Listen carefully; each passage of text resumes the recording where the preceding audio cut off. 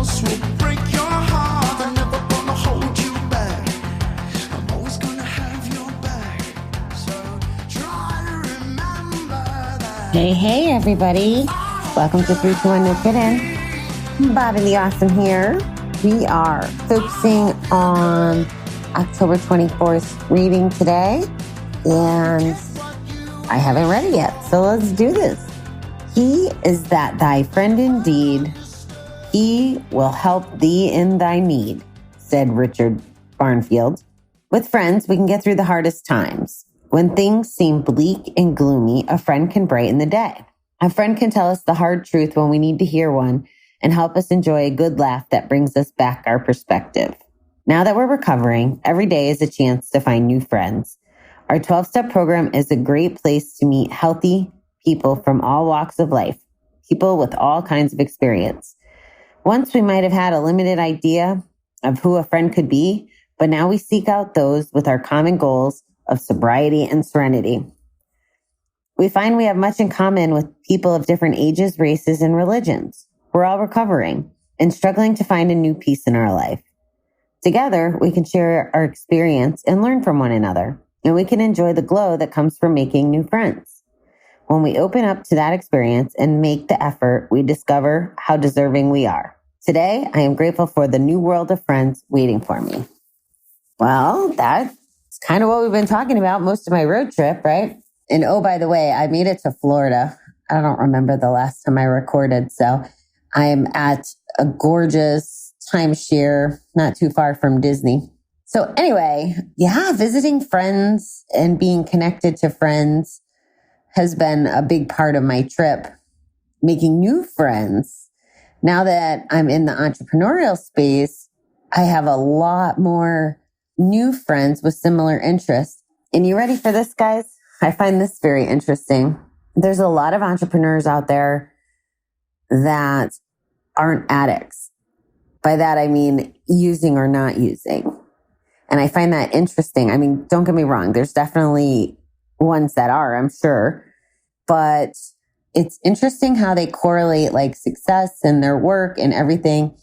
And they're not even really thinking about drinking or gambling or whatever, because they're so laser focused on their business and getting their jobs done, getting their lives done. So it's interesting to see how there could be another community, like an unexpected community for you, the way there was for me with these folks that I'm learning with. Now, learning and growing and business stuff is kind of my hobby and my passion.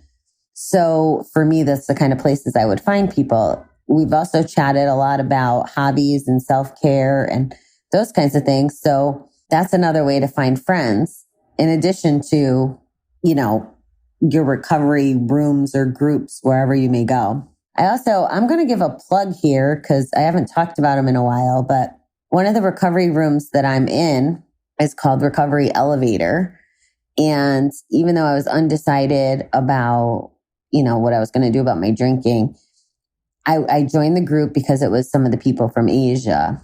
And the things they do in there that form community is pretty cool. And I can see all the value of it wearing my gambling addict hat just as easily as my alcohol hat. I mean, there's some stuff, right? Like alcohol's a substance or whatever.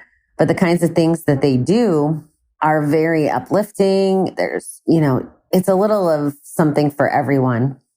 So if you haven't, Paul Churchill was the first episode that we released on the show here, and he's the founder of the group. He has an extensive team working now, but it's just one of those places where maybe you're the kind of person who doesn't always want to talk, like 12 steps, or maybe you want to have a little bit more faith-based flavor in your recovery, or maybe you don't want any of those things.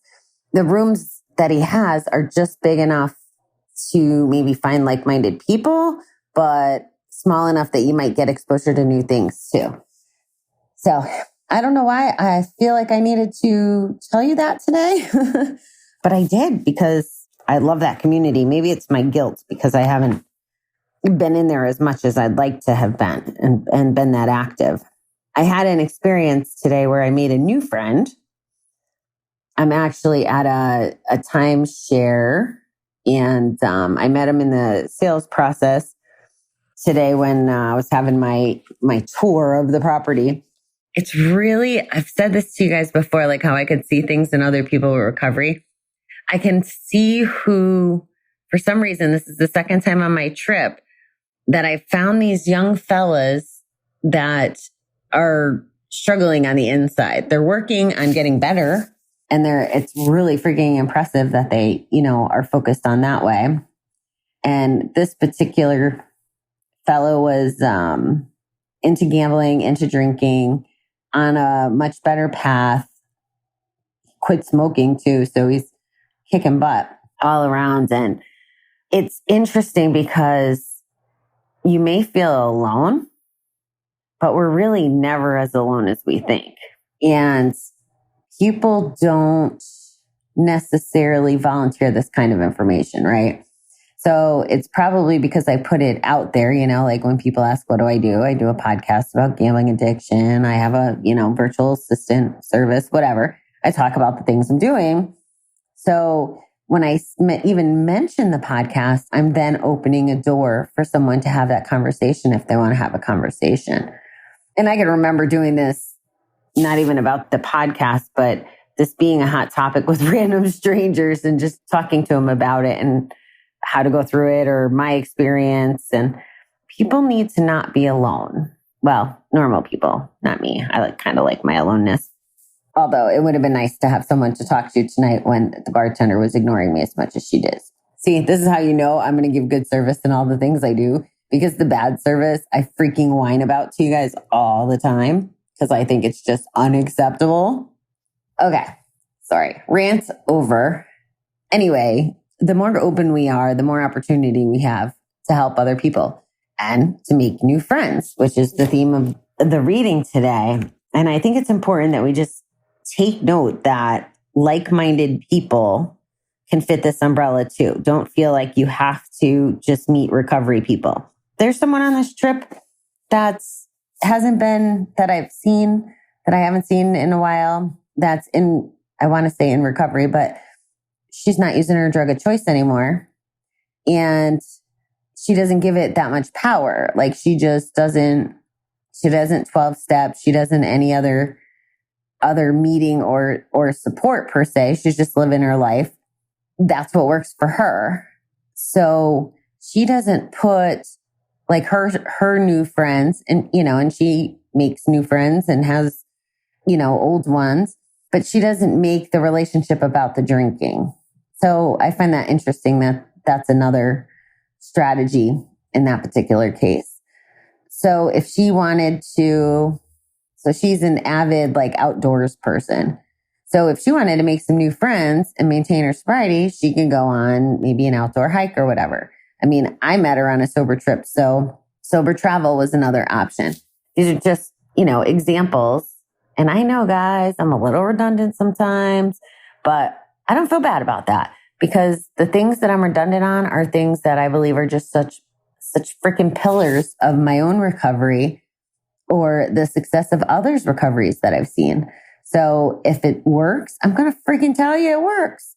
So anyway, yes, go out, make new friends, surround yourself with like-minded people and play and have fun and a good time and all that good stuff. Again, my normal lectures. So here's my silly question for the day. I really should probably put this in the Facebook group. That's what I'm going to do. I'm going to put this in the 321 Facebook group. What is your favorite thing to order from Dunkin Donuts? I'm curious. Favorite donut and favorite coffee beverage. I think I took a picture today of the coffee selection there. So we'll put that in the 321 Facebook group. And I'm just curious to hear your answers. I think that's a fun little exercise. It's not as hard work as I normally give you. If you're in a location that doesn't have a Dunkin Donuts, how about just what's your favorite coffee-related beverage? All right, beautiful people. I hope that you guys have a fabulous weekend. I hope you caught Friday's couple shows. If not, check them out. Jody's amazing. And as always, love you guys.